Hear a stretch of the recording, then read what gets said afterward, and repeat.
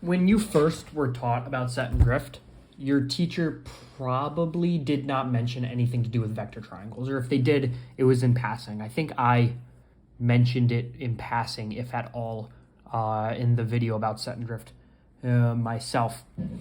It was because that was the way I was taught to just not bring it up, because it doesn't at the time feel relevant, though all set and drift is it's the interplay between different vectors moving in different directions. It is essentially the same stuff. I think the main thing is just at that time, being a college freshman, your only experience with vectors would have been in physics, where they were mostly doing it through the math, through calculations, through trigonometry, and not through plotting it out like we do. But plotting it out arguably it's not necessarily more, they should be exactly the same in terms of accuracy, but I'd say it's probably faster and easier to visualize what's going on here. So let's just set up a set and drift problem. Let's imagine you had a fix here at 0800. You were headed on course 090 at 15 knots along this track line here. You had a DR position for 0830 right here, so it should be 7.5 miles along your track. But then when you take your fix at 0830, you're over here. Well, the only thing that could have happened to you was set and drift. Whether it be the current or the wind, usually the current, you've been pushed off course from your original track without noticing it.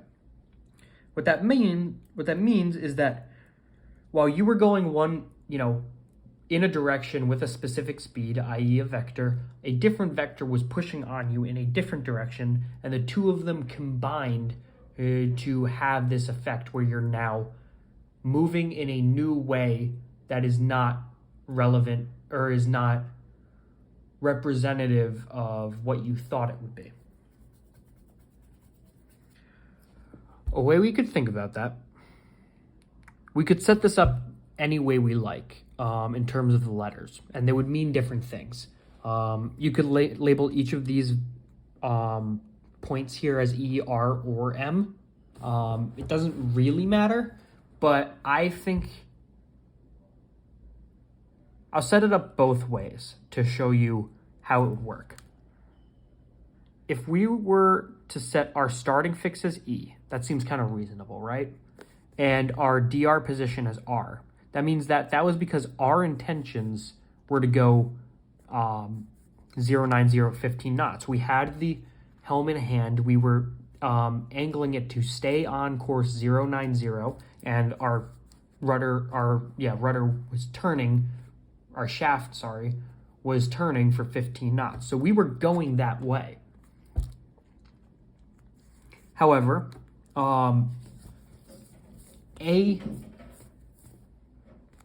this should be R, not M.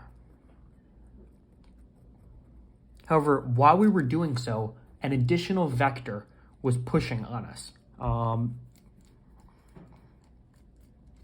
And while it would technically, while you could think of it as EM, for these purposes, let's call this point M here and have that new vector that's pushing on us be RM.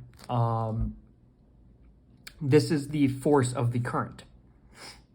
Now, why this is RM instead of EM is because if we want to imagine our course and speed as ER, and then the course and speed that we actually made good right here as the EM, because these are the two real directions the two real factors laying on the ship, like the two courses and speed that relate to a ship's motion, then the current here would be represented with RM.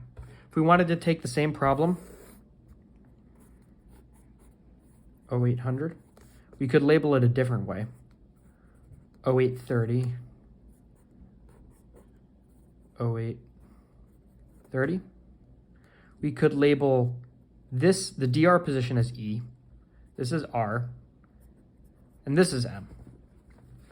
Now the ER here is flipped in its direction. It's going this way now, but we could just flip that back in our heads. However, now we can imagine the ER vector, the vector of the other force acting on us, as the course and speed of the current.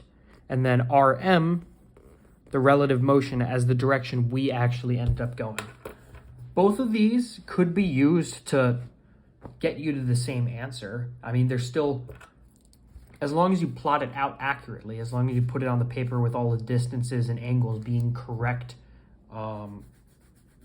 in relation to one another, then all of these lengths and directions will come out to be the same, meaning you will still get the same information. Ultimately, what you're interested in once you plot this point is what is the course and speed of the current, and what direction did I end up going?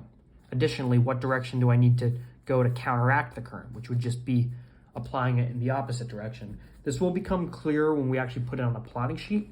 You could set it up either way. Ultimately, what this is doing is it's just putting these principles in a mental framework that can kind of be more effectively rationalized and systematized, so that when you work with it on a maneuvering board, you can really quickly determine set and drift, especially because in an underway setting, if you don't have a paper chart with you, you could determine set and drift more easily on a maneuvering board, because you just need to throw down like the distance between your position or your original fix and your DR position, and then how far off from the DR position you were. And then you could get set and drift relatively easily from that. So that's the advantage there. Otherwise, I think putting set and drift on a maneuvering board is just a good way to kind of visualize how all of this works together. But first, we need to understand what maneuvering boards even are.